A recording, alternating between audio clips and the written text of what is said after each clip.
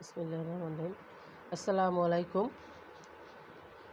বাবুগঞ্জ সরকারি পাইলট মাধ্যমিক বিদ্যালয় আয়োজিত অনলাইন ক্লাসে সকলকে স্বাগত ও শুভেচ্ছা জানিয়ে শুরু করছি আজকের ক্লাসে সকলের সাথে আমি মোসাম্মদ রাজি আক্তার, সহকারী শিক্ষক, সমাজবিজ্ঞান, বাবুগঞ্জ সরকারি পাইলট মাধ্যমিক বিদ্যালয়, বাবুগঞ্জ, বরিশাল।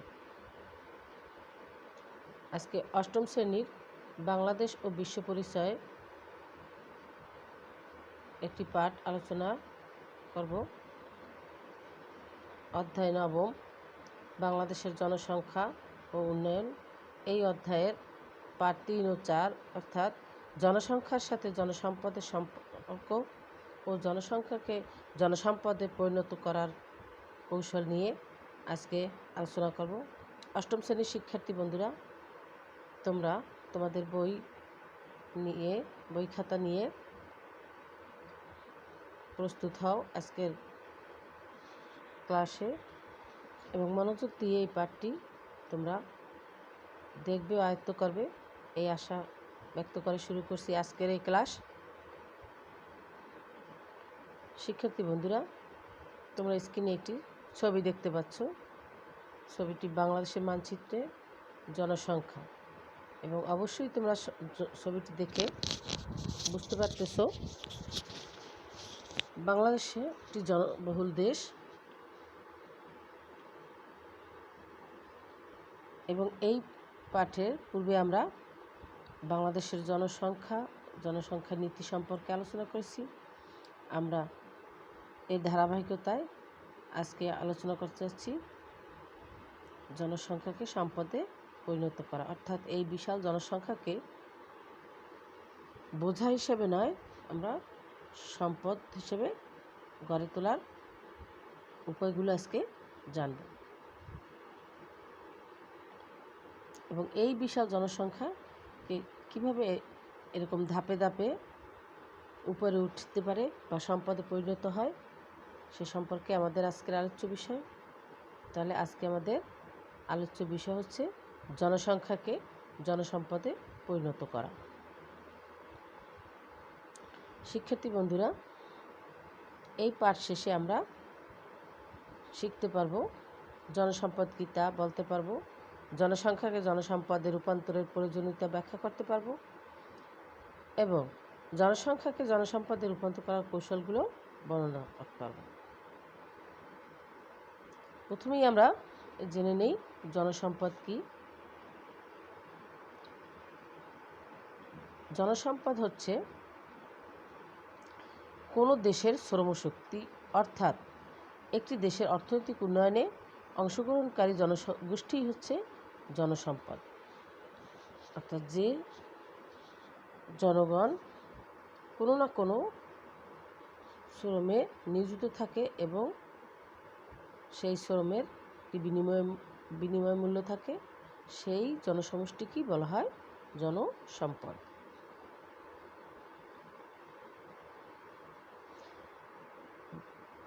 আমাদের বাংলাদেশ একটি জনবহুল দেশ। এই জনবহুল দেশের বিশাল জনসংখ্যাকে জনসম্পদে রূপান্তর করার প্রয়োজন কেন?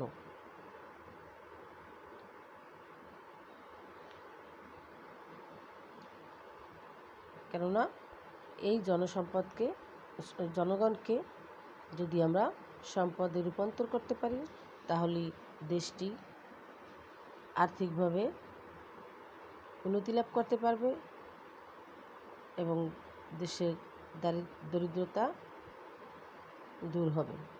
তাহলে জেনে নেই আজকে আমরা এই জনসম্পদকে সম্পদে রূপান্তর করার কৌশলগুলো। চিত্রে আমরা কিছু ছবি দেখতে পাচ্ছি। ছবি হচ্ছে কর্মমুখী শিক্ষার প্রসার এবং জ্ঞানভিত্তিক সমাজ গড়ে তোলা। অর্থাৎ এই ছবিতে আমরা দেখতে পাচ্ছি কিছু লোক কিছু শিক্ষা গ্রহণ করতেছে, যে শিক্ষার মাধ্যমে তার হাতে কলমে কাজ করতে পারবে।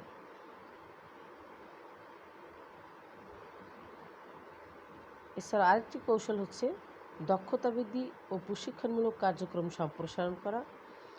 অর্থাৎ আমরা যে কাজই করি না কেন সেই কাজে যদি আমরা দক্ষ হই তাহলে অবশ্যই কাজটি সুন্দরভাবে সম্পন্ন করা সম্ভব এবং তা আর্থিক মূল্য বৃদ্ধি পায়। আর এই কারণে অর্থাৎ দক্ষতা বৃদ্ধির জন্য অবশ্যই প্রশিক্ষণ দরকার। জনসম্পদে পরিণত করার ক্ষেত্রে বর্তমানে প্রযুক্তি ও কারিগরি শিক্ষার প্রসার লাভ করেছে। আমরা জানি এই কারিগরি শিক্ষার মাধ্যমে আমাদের বিশাল জনগোষ্ঠীকে সম্পদে পরিণত করা সম্ভব।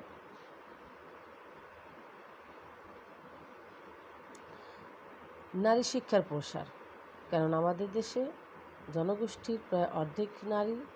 এই নারীদের যদি শিক্ষিত করে গড়ে তোলা যায় তাহলে তারাও আর বোঝা না হয়ে সম্পদে পরিণত হতে পারবে এবং দেশটিতে অর্থনৈতিকভাবে এগিয়ে যাবে। উৎপাদনমুখী কর্মের সুযোগ সৃষ্টি, অর্থাৎ আমাদের এমন কাজ বেছে নিতে হবে যে কাজ উৎপাদন সম্ভব, কেননা উৎপাদনই পারে সম্পদকে বৃদ্ধি করতে এবং অর্থের মূল্য সৃষ্টি করতে।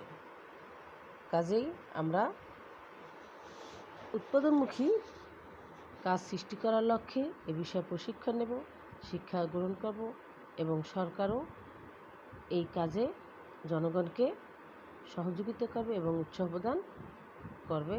তবে বর্তমানে বাংলাদেশে এই ধরনের উৎপাদনমুখী কর্মের বা কাজের অনেক সুযোগ সুবিধা রয়েছে, যার ফলে আমাদের দেশে জনসংখ্যা ধীরে ধীরে সম্পদে পরিণত হচ্ছে।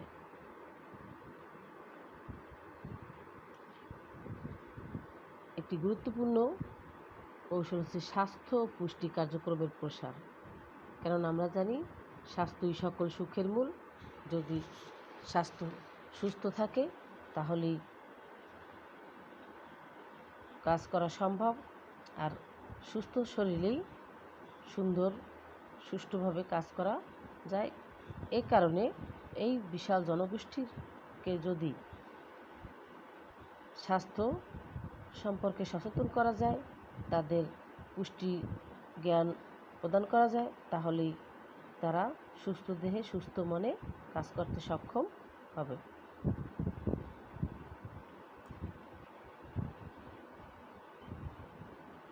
কৃষিভিত্তিক শিক্ষা ও প্রশিক্ষণের সম্প্রসারণ, কেননা আমরা জানি বাংলাদেশের অর্থনীতি কৃষির উপর নির্ভরশীল। আর এই কৃষিকে যদি সুন্দরভাবে বা আধুনিকভাবে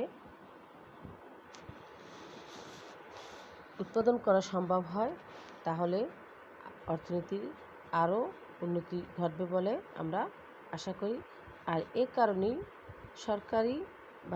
সরকারিভাবে এই কৃষি বিষয়ক অর্থাৎ যারা এই কৃষিকাজের সাথে জড়িত তাদেরকে নানাভাবে প্রশিক্ষণের ব্যবস্থা করা হয়েছে, যাতে তারা প্রশিক্ষণ লাভ করে উন্নতভাবে চাষাবাদ করতে পারে। এবং এই প্রশিক্ষণের পাশাপাশি কর্মসংস্থানের জন্য কৃষিকে আধুনিকীকরণ করতে হবে, কেননা শুধু প্রশিক্ষণ নিয়ে ঘরে বসে থাকলে চলবে না। এই কারণে আধুনিক প্রযুক্তির মাধ্যমে বা প্রযুক্তির ব্যবহারের মাধ্যমে কৃষিকাজ যদি সম্পন্ন করা যায় তাহলে এই উৎপাদন বৃদ্ধি পাবে, আর উৎপাদন কাজ যত বৃদ্ধি পাবে তত জনগণের কর্মসংস্থান সৃষ্টি হবে। আর এ লক্ষ্যেই কর্মসংস্থানের জন্য আধুনিকীকরণ করা দরকার এই কৃষিকে। বিভিন্ন সংস্থা কর্তৃক বিদেশে উচ্চশিক্ষার জন্য বৃত্তি কার্যক্রম, অর্থাৎ যাতে মেধাবীরা তাদের মেধাকে আরও বিকশিত করতে পারে এবং দক্ষতা বৃদ্ধি করতে পারে। এ কারণে তাদের বিদেশে পাঠিয়ে তাদের দক্ষ করে গড়ে তোলার জন্য তাদের বৃত্তি প্রদান করে বিদেশে প্রেরণ করা যেতে পারে, যাতে তারা দক্ষতা অর্জন করে এদেশের উন্নয়ন কর্মকাণ্ডকে চালিয়ে যেতে পারে। বিদেশে জনশক্তি রপ্তানি করা। এই বিশাল জনগোষ্ঠীর কর্মসংস্থানের অভাবে অধিকাংশই দেখা যাচ্ছে বেকার পড়ে আছে, যার ফলে যদি তাদেরকে বিভিন্ন দেশে প্রেরণ করে তাদের কর্মের সংস্থান করা যায়, তাহলে আমার দেশে অর্থনৈতিকভাবে উন্নতি করা সম্ভব।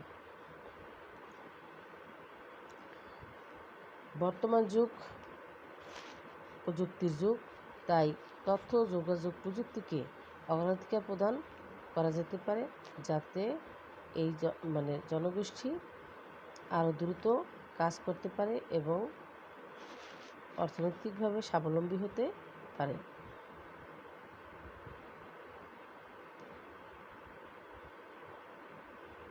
কুটির শিল্পের বিস্তার। বাংলাদেশে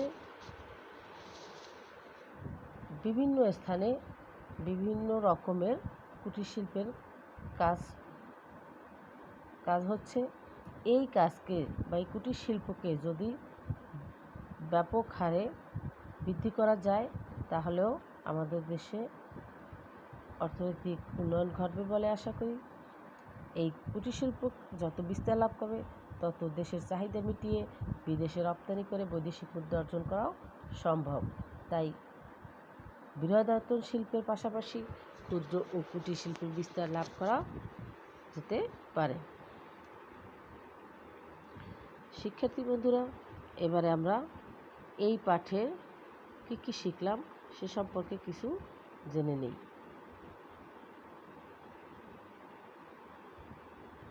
প্রথমে, তথ্য প্রযুক্তির ক্ষেত্রে কোন দেশটি অধিক এগিয়ে আছে?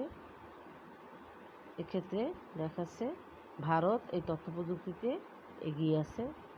দক্ষ জনগোষ্ঠী দেশের জন্য কি? নাগরিক বিড়ম্বনা, বোঝা না সম্পদ?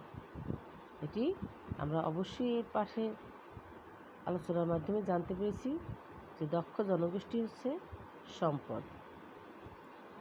নারী শিক্ষার প্রসারে সরকারের গৃহীত পদক্ষেপ কোনটি? এখানে নারী শিক্ষার ক্ষেত্রে গৃহীত পদক্ষেপটি হচ্ছে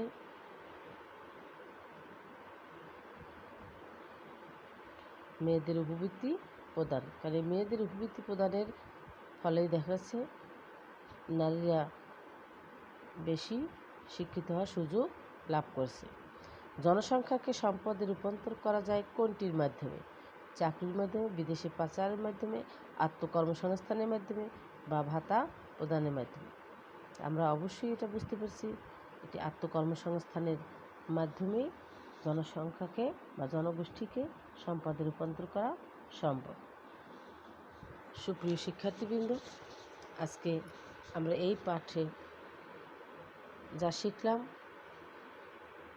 আমি আশা করি এর পাশাপাশি তোমরা বাড়িতে বসে আরও এই বিষয়ে অধ্যয়ন করবে এবং আমি আশা করি সকল ছাত্রদের ক্লাস তোমরা মনোযোগ দিয়ে দেখবে, যাতে তোমাদের অলস সময়টা দূর হয় এবং তোমরা পড়ালেখা এগিয়ে যেতে সক্ষম হও।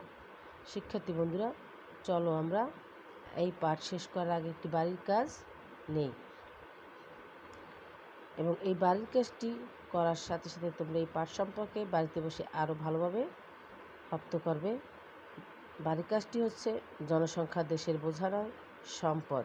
পাঠ্যপুস্তকের আলোকে উক্তিটি সপক্ষে তোমার মতামত দাও। অর্থাৎ এই জনসংখ্যাকে যদি আমরা বোঝা মনে করি, তাহলে আমরা আরও পিছিয়ে যাব। বরং এই জনগোষ্ঠীকে বোঝা না মনে করে তাকে যদি আমরা সম্পদ হিসেবে গড়ে তুলতে পারি, তাহলেই আমরা সকল দিক দিয়ে এগিয়ে যেতে পারব। এ সম্পর্কে পাঠ্যপুস্তকে বা আমার এই ক্লাস দেখার মাধ্যমে যা শিখলে তার সাথে তোমার মতামত দিয়ে এই প্রশ্নটির উত্তর আমরা লিখবে। শিক্ষার্থী বন্ধুরা, আজ আর আমরা সময় নেব না। সকলকে ধন্যবাদ জানিয়ে শেষ করতে যাচ্ছি আজকের ক্লাস। আল্লাহ হাফেজ।